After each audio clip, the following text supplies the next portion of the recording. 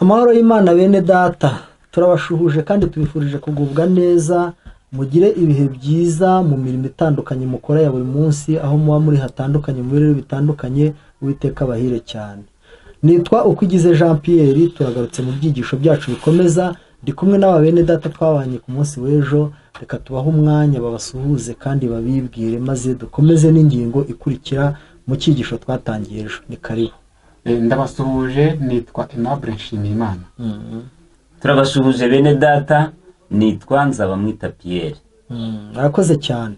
Abageze hano bwa mbere niyo mazina yacu, abo tubana, mukomeze mutwoherereze komantere kandi mukomeze muganirize, muhereze ibyigisho ababikeneye muri bwa buryo bwo gukora share. Abahageze bwa mbere namwe mukande kuri subscribe kugira ngo tuzagumane byiteka. Imana ibaho umugisha rero, mukomeze kugubwa neza. Uyu munsi tugiye kwiga ingingo itubwira ngo umurimo w'umufasha.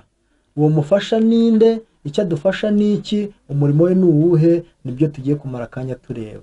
Reka mbere yuko tujya mbere dukomeza dusabe mwene data Aimable adusengere, noneho dukomeze. Turagushimiye cyane muremyi wacu, tugushimiye cyane uburyo uduhaye umwanya kwiga ijambo ryawe. Tukoraretse kugira ngo utuyobore, amagambo yawe ariyo mwuka, reka natwe atubere ubugingo kandi yo gukora ibishimwa nawe kubw'inama twumvira mu byanditswe byawe byera mu izina rya Yesu. Amen. Murakoze cyane.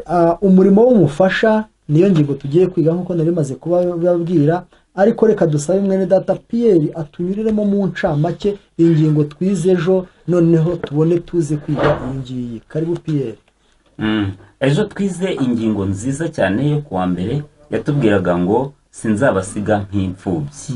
Aha rero twabonye isezerano ryiza Yesu yasigiye abigishwa be, arababwira ati ngiye kugenda ariko nzaboherereza umufasha wo kubana namwe ibihe byose. Uyu mufasha rero yagombaga kugumana n'abigishwa, akabana nabo mu mwanya wa Kristo. Igihe Kristo adahari, umufasha akaba arahari. Ubu rero muri iyi minsi niwe ubana natwe, umwuka wera niwe ubana natwe mu cyimbo cya Kristo. Yego, urakoze cyane. Ndetse twanabonye ko ngo azabana natwe ngo igihe tuzaba turengana ariko tumuzira. Nibyo tugoye neza bari kumwe natwe, cyane cyane uri impamvu tubona yuko abana natwe mu bihe bibi, nagaga twuma tumukeneye no mu bihe byiza no guumutekano. Ubundi azanabana natwe muri icyo gihe kubera ko tunahorana. Mu byigisho byo hirya twabonye ko adakwiriye kuba kuri twe nk'umushyitsi, adakwiriye kuza rimwe na rimwe, adakwiriye kudukabakaba rimwe na rimwe, ahubwo ngo dukwiriye kubana nawe akaba ubuzima bwacu, akaba mu buzima bwacu. Nicyo cyitwa kuguma muri Yesu cyangwa se kuguma mu ijambo rye. Akoze cyane Pierre kutwibutsa ingingo yacu y'uyu munsi. Reka tunamusabe n'ubundi akomeza turebera isomo riri muri Yohana ibice 16 umurongo wa 7, mu kibazo kibazwa ngo ni irihe tandukaniro ryari kubaho mu isano yari hagati ya Kristo n'abayoboke be nyuma yo kuzamurwa mu ijuru kwe. Yego, ni irihe tandukaniro ryari kubaho? 16 ku murongo waho wa 7 haragira hati, ariko ndababwira ukuri yuko ikizagira icyo kibamarira ari uko ngenda, kuko nintagenda umufasha atazazaho muri, ariko ningenda nzamuboherereza. Murakoze cyane. Iri tandukaniro reka dusabe mwene data Aimable agira icyo arivugaho. Aimable ni karibu. Hano rino somo Pierre amaze kudusomera, hari ikintu gikomeye dukwiye kubitekerezaho. Buriya nubwo abigishwa batabishaka ko Yesu abasiga, ariko iyo agenda nibyo ari gushaka kubabera byiza. Kuko kenshi na kenshi akiri kumwe nabo, iyo yaboherezaga wagasigara bagendaga bonyine. Kuko Yesu akirana kuri iyi si ntabwo ari kubera hose icyarimwe, ariko byari kuba byiza yagenda ku mwuka wera abe mufasha, iyo amuboherereza we ari kubera hose icyarimwe, akajya agumana. Umwe najya muri iki cyerekezo, undi akajya muri kiriya, undi muri kiriya, abo bose umwuka rero kubana nabo icyarimwe. Niyo mpamvu hano babisobanuye mu kugana Yesu page 25 agira hati, kuva icyo gihe binyuze mu mwuka Kristo agomba gutura mu mitima y'abana be buri gihe. Binyuze muri uwo mwuka wera buri gihe yakomeza kubana n'abana be.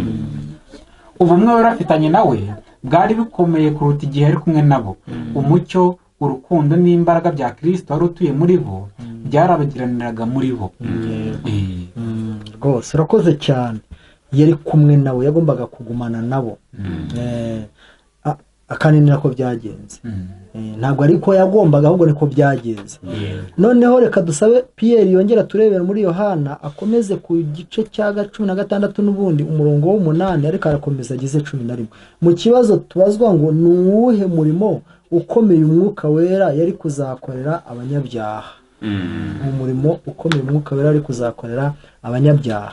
Karibu Pierre dusomere. Umurimo ukomeye yari kuzakorera abanyabyaha barawudusobanurira hano.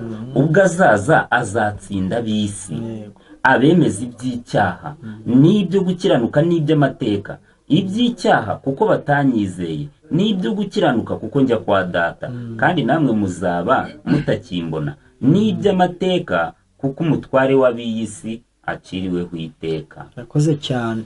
Umwuka wera yari kuzatsinda abanyabyaha muri ziriya ngeri zose badusobanuriye, badusomeye. Umwuka wera,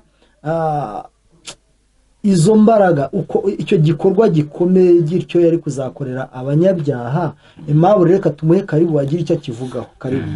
Yakwakorera igikorwa gikomeye abanyabyaha kuko yari gutsinda imitima yabo, akabemeza iby'icyaha ndetse n'ibyo gukiranuka. Yego. Buriya nta muntu n'umwe ubaho ushobora kwihana atabishobojwe n'umwuka wera. Kuki cyitwa igikorwa gikomeye? Ni igikorwa gikomeye cyane kuko buriya kwihana bitabayeho nta n'umuntu wazakizwa, nta muntu wazabona ubugingo buhoraho kabone n'ubwo yaba aritonda amategeko y'Imana yose nk'uko ari, ariko niyihane, nikiranire na bagenzi be, ntakure inkomyi imutandukanye n'Imana. Kuko murabizi ko icyaha ari gitandukanye n'Imana. Uwo nguwo ntabona ubugingo buhoraho. Rero uwo murimo ukomeye gutyo ni umwuka wera ukora. Hano baranditse ngo umwuka wera ni igikoresho gihindura umuntu mushya kugira ngo agakiza kazanwa n'urupfu rw'umucunguzi wacu kabashe kugira umumaro. Uwo mwuka wera yitaha kora gucungurwa Kristo Yesu aduhaye, ntibyari kugira umumaro kubera ko kugira ngo tubyakire twemere no kwiyunga nawe, ni umwuka wera ubikora. Umwuka wera ahora ashaka kwerekeza ibitekerezo by'abantu ku gitambo gikomeye cyatangiye ku musaraba wa Karuvari, kugira ngo ahishurire ab'isi urukundo rw'Imana kandi akingurire umutima yemejwe ibyaha kwakira ubutunzi bukomeye bwo mu byanditswe byera. Iyo amaze kwemeza abantu ibyaha rero no kwereka imitima yabo urugero rwo gukiranuka, umwuka wera atuma bazinukwa iby'iyi si, akabuzuza kwifuza ubutungane. Kumva umurimo ukomeye akora. Umukiza yaravuze ati azabayobora mu kuri kose. Niba abantu bifuza guhindurwa, hazabaho kwezwa k'umuntu wese uko yakabaye. Umwuka wera azafata iby'Imana maze abyandike mu mutima. Kubw'imbaraga ye inzira y'ubugingo izagaragara ku buryo ntawe uzayiyoba. Ibyo byakozwe n'umwa paje 52 53. Uwo murimo ukomeye umwuka wera dukorera ukomeye, ni ukuvuga ubundi umurimo w'umwuka wera uza kuzuza no kunganira umurimo Kristo Yesu yakoze ku musaraba kugira ngo twebwe abanyabyaha tubone agakiza. Yakoze rwose. Hano harimo ibintu byinshi. Harimo ibintu byinshi: kwemeza umutima, gusobanura ibyanditswe byera, gutuma umunyabyaha amenya, yisobanukirwa, akamenya neza uko umutima we umeze. Kwihana buriya rero ni ikintu kirekire. Nahoze nibaza kubera iki nyine iki gikorwa kimeze gitya kiswe igikorwa gikomeye. Kwihana ni ikintu kirekire. Buriya kwihana muri make bisa no kujya kwa muganga ukivuza wari urwaye. Buryo utivuje indwara yaguhitana, ariko iyo wivuje urakira. Kwihana rero umunyabyaha ni nk'umurwayi, ariko agakiza ke gashingiye ku kwihana. Kandi tubonye neza ko umuti watuma yihana ni umwuka wera. Akoze cyane. Reka dusabe Pierre agire icyo adusomere muri Yohana 15:26, ariko anitegura no gusobanura neza uyu murimo w'umufasha. Biri gusobanuka ariko bikwiye kurushaho kwimbika. Mu kibazo tubazwa ngo ni uwuhe murimo wundi w'ingenzi umwuka wera yagombaga gusohoza imbere y'ab'isi. Yohana 15:26. Umufasha naza, uwo nzaboherereza ava kuri Data, ari we mwuka w'ukuri ukomoka kuri Data, azampamya. yego Yego. azampamya. Reka noneho tunagusabe ukomeze uyu murimo w'umufasha, umurimo w'umufasha ko ari ingenzi cyane. Ni iki wabwira abadukurikiye? Tumaze kumva uburyo bikomeye kandi tuvuga ko tujya mu ijuru, yewe twarihanye, turi mu nzira ijya mu ijuru, nibyo, ariko birashoboka ko bitaba nabyo ku ruhande rumwe.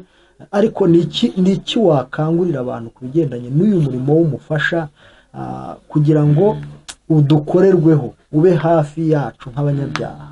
Nk'uko mwene data yabivuze, umurimo wa Kristo yawushoreje ku musaraba. Umurimo wa Kristo rero wagombaga gukomezwa, ariko ninde wagombaga kuwukomeza? Ni umufasha rero. Uriya mufasha ari we Mwuka Wera niwe wagombaga gukomeza uwo murimo, kugira ngo umurimo Kristo yari atangiye utagira inkomyi, ugeze ku ntego yawo. Bityo rero Umwuka Wera yagombaga kubana n'umuntu wese w'umunyabyaha, niwo mugambi. Ubundi ntabwo Umwuka Wera arobanura, nta n'umwe adasanga uko yaba ameze ko ariko kose, amurehereza ukwihana. Noneho rero iyo uku kwihana kubayeho mu mutima w'umuntu, ubwo imibereho y'uwo muntu itangiye guhinduka, aribyo byitwa kwezwa. Atangiye guhinduka. Umwuka Wera rero akomeza gukuza wa muntu kugeza igihe amugejeje ku rugero rwiza Kristo abaye ari mu isi yari kugezaho uwo muntu. Uwo ni wo murimo rero w'umufasha. Akoze cyane. Aimable, reka tumuhe umwanya, turi gusoza ingingo, buriya tugeze ku musozo, ariko reka tumuhe umwanya agire icyo avuga, yongera ku byo umaze kuvuga, maze dushyire umusozo. Karibu Aimable. Urebye uyu murimo w'umufasha awusobanuye neza, ariko icyongeraho gikomeye. Yego. Yanasomye muri Yohana 15:25-26. Umwuka Wera ni umuhamya. Kenshi na kenshi natwe twifuza kuba abahamya, abahamya ba Yesu, bahamiriza Imana imbere y'ab'isi. Niba tubishaka rero, umuhamya mukuru ujya n'Umwuka Wera, ni nawe udushoboza. Niyo mpamvu hano bavuze ngo kunga ubumwe n'Umwuka Wera ndetse n'ubuhamya bw'umuhamya muzima nibyo bigomba kuburira isi. Umukozi ukorera Imana niwe gikoresho kinyuzwamo ubutumwa mvajuru, kandi Umwuka Wera aha ijambo ry'ukuri ubutware buva ku Mana. Ni ukuvuga igira guhamya, Umwuka Wera niwe imbaraga ijambo ry'ukuri. Niyo mpamvu ba Petero bamaze kubona Umwuka Wera bahamije. Yarahamije Petero, hihana abantu 3,000 mu kibwirizwa kimwe. Kandi bahamya ntabwo bafite, batitaye ngo barapfa, n'uwapfuye bakavuga bati ibyo ntacyo bidutwaye, kubera ko Umwuka w'Imana yarabasunikaga. Rero inshuti z'umwami, turi mu isi y'umuvurungano w'ibyaha ndetse n'imbaraga za Satani. Dukeneye Umwuka Wera kugira ngo tubashe guhamya dutinyutse kandi dufite amahoro. Hirya rero twabonye ko icyo aduhereza ni amahoro. Basigiye amahoro, amahoro yanjye ndayabahaye. Rero inshuti mudukurikirana, nimureke inshuti mukurikira ibyigisho byacu, nimureke tujye dusangira ijambo ry'Imana, ariko tugerageze no kubishyira mu bikorwa, maze tubikorereshe, tubyohererezanye kugira ngo uyu mutsima w'ubugingo ugere kuri benshi. Reka namwe mbashimire ko mwitanze mugasobanura ijambo ry'Imana, cyane mukomeze kurarika Mwuka Wera kugira ngo mwe kuba ibikoresho byikorera, ahubwo mu bikoresho bikoreshwa n'Umwuka Wera. Nibyo mbasabira, ariko nanjye ndabyiyifuriza n'abadukurikiye mu izina rya Yesu. Amen. Amen.